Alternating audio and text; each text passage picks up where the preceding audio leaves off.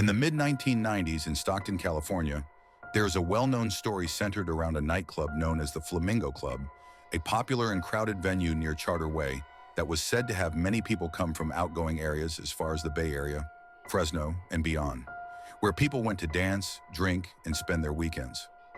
On June 8th of 1995, a young girl was said to have snuck out of her house to attend an event at the Flamingo Club after her parents told her to stay home as she had been going out all of that week. The girl responded by saying that she didn't care if she danced with the devil as long as it meant she could go out. Secretly and against her parents' wishes, she left her house and went straight to the club after sunset.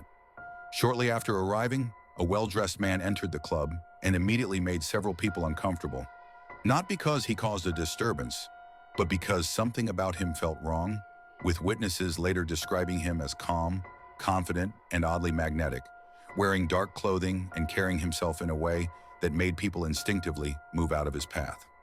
At some point during the night, the man approached this girl on the dance floor and asked her to dance, which she agreed to. And for a short time, nothing appeared unusual until the girl reportedly looked down and noticed that his feet were not touching the ground, hovering just slightly above the floor as they moved.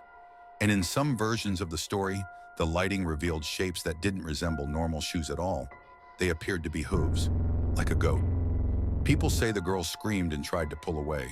The music suddenly stopped and the lights inside the Flamingo Club went completely out, throwing the packed room into darkness and panic, with people screaming, stumbling, and claiming they felt something rush past them in the dark.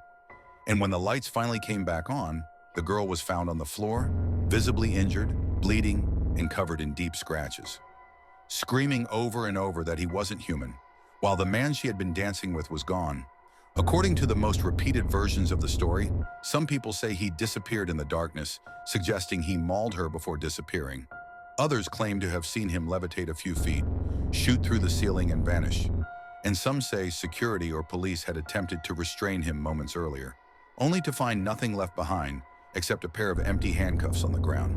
The girl had been taken away and never publicly spoke about the incident again, which only deepened the mystery and led people to believe she may have gone crazy. The Flamingo Club was torn down in 2021 and no longer exists. And despite how widely this story has been told for decades, there are no police records, hospital documentation, or contemporary news articles that confirm a supernatural event occurred at the Flamingo Club that night, leading most researchers and locals to conclude that while the club was real and something unusual or violent may have happened, the details were exaggerated over time through retellings fueled by fear, alcohol, and speculation. The reason the story continues to unsettle people isn't because they believe the devil actually appeared that night, but because no one can say for certain what really happened in the dark, and sometimes the absence of answers is more disturbing than any supernatural explanation.